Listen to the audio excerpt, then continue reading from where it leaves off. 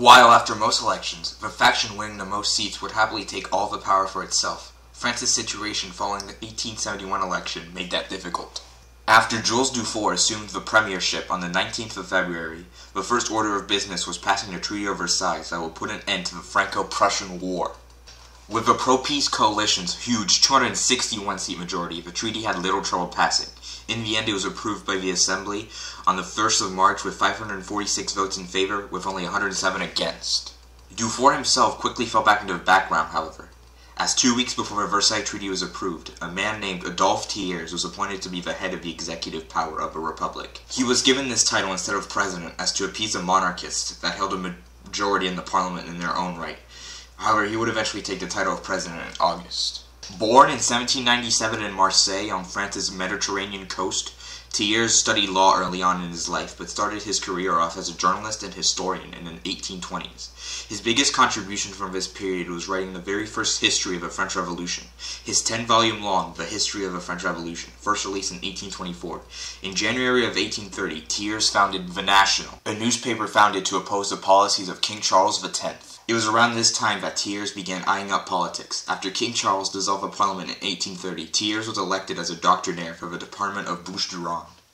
After Louis-Philippe assumed the throne, Thiers quickly began to move up the ranks of politics. He soon became Minister of Public Works and then Minister of the Interior. Thiers also briefly became Prime Minister, twice, once in the first half of 1836 and then in the first half of 1840. During the Second Empire, Thiers would become an opposition figure to Napoleon III, which got him imprisoned and then exiled, with him spending time in Brussels and London writing negative pieces about the imperial regime. In the early 1860s, Thiers was able to return to France following a couple liberal reforms, and in 1863 he was re-elected to the parliament as a member of the Liberal Union Party from Paris. After the fall of the Second Empire, despite being asked to, he refused to join the government of national defense, seeing the writing on the wall about France's fate in the war. Thiers knew anyone that joined the government would have their careers permanently tainted by the shame of defeat. When assuming office, Thiers assumed the biggest crisis he would face would be trying to figure out how to pay off the war debts France had incurred through the Treaty of Versailles, but immediately he was faced by a much bigger crisis. Soon after the National Assembly relocated its affairs to Versailles, it began to deal with the after-effects of the war. In this time, the Assembly passed 4 bills that the people of Paris saw as targeting them. The most infamous of these bills was one that would end pay to members of Paris's National Guard, who were now left penniless. The reasons for doing this were that the National Assembly was worried about an independent militia possessing as much artillery as the Paris National Guard did. Thiers went into Paris to attempt to dissolve the National Guard, but he failed, as the National Guardsmen refused to surrender their weapons. That very same day, the National Guard soldiers elected a central committee, to which they began taking orders from, rather than their official commanders. After fierce debates about the morality of their actions, the central committee finally agreed to hold elections for the Paris Commune. The name Paris Commune is often misunderstood. The word commune had nothing originally to do with communism, but rather simply meant a self-governing town, there being over 30,000 in France today. Paris, however, had usually not been one of them. Historically, the city being a revolutionary hotbed meant that it was often distrusted by France's rulers, going back to Louis XIV. Neither the Second Empire nor the Third Republic had afforded Paris the ability to govern itself with its own city council, and this created deep resentment among the Parisians.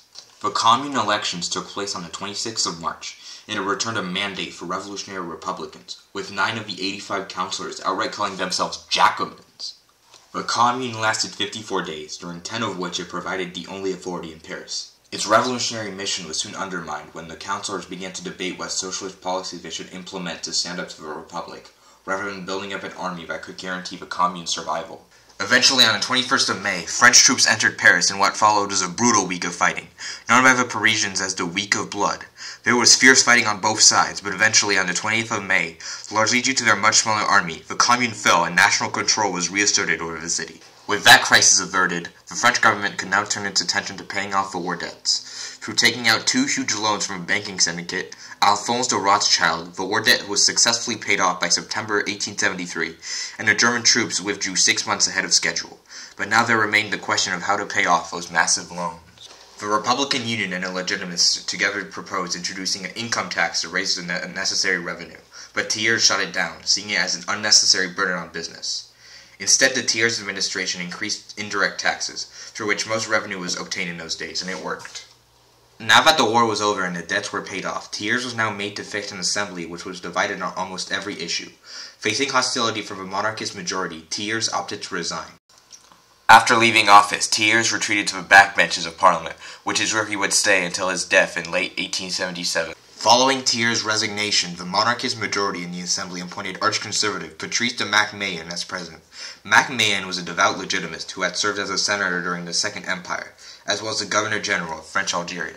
Upon assuming office, Macmahon's first act was to appoint fellow monarchist Albert de Broglie as prime minister.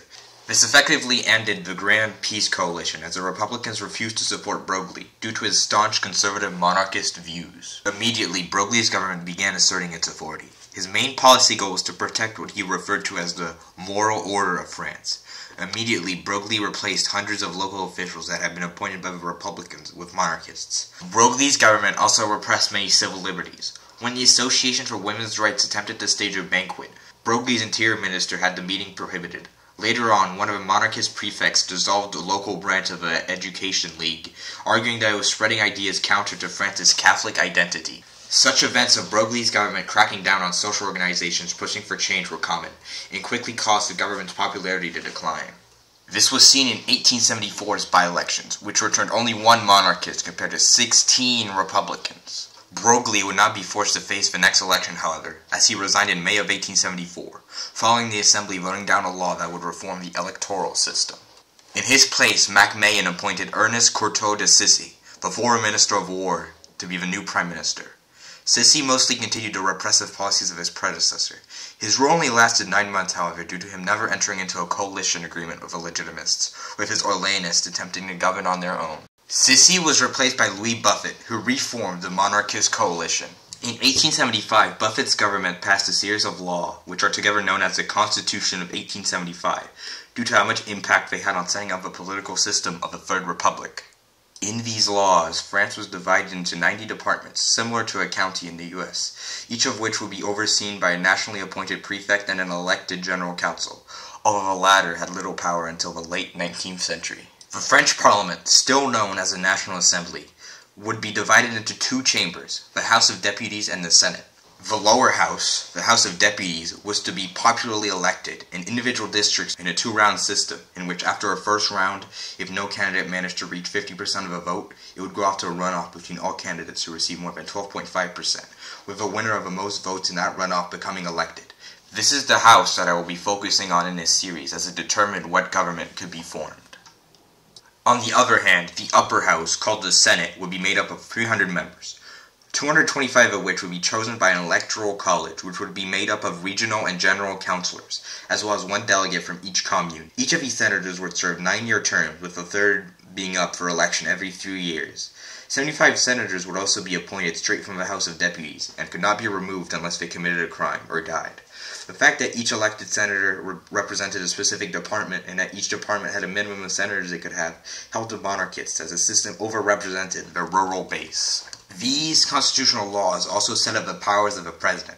The president still retained his powers to dissolve the assembly, appoint ministers from a list provided by the prime minister, to make treaties, to grant pardons, and to propose legislation.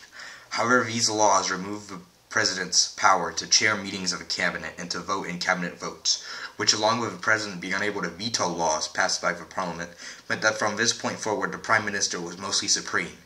Even the president's power to appoint prime ministers meant little when it needed to be approved by a vote of the assembly. The elections were set and the campaign began in late 1875. The monarchists, who kept doing terribly in local and by-elections, hoped that they would be saved by their rural conservative base. It did not help that, as seen during Sissy's rule, the monarchists increasingly found themselves divided. Despite being in a clear coalition, the Orleanists and the Legitimists' differences could still clearly be seen. The Orleanists embraced liberal free-market economics and were far more supportive of democratic institutions and property rights. The Legitimists, on the other hand, were far more sympathetic to estatism, or state direction of the economy, while some of their members outright scorned democracy. The Republicans were not perfectly unified either, with the moderates led by Dufaure supporting the free market like the Orleanists and being a bit more cautious about secularism, while some of the more extreme members of the coalition wanted to implement full secularism and were sympathetic to Marxist ideals about class struggles, with the parts of Paris where the commune had been strongest still being a hotbed for socialism. Going into this election, all the players involved knew the high stakes that were at play. Anyway, now let's see the results. To little surprise, the Republicans won. together winning 361 out of 533 seats in the House of Deputies, as well as 55.8% of the popular vote.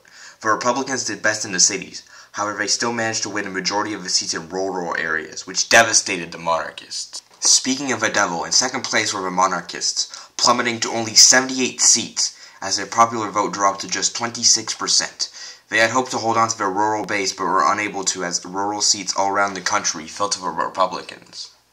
In third were the Bonapartists, successfully increasing their seat count to 75, just 3 less than the monarchists, despite a much lower cumulative popular vote of 18.2%.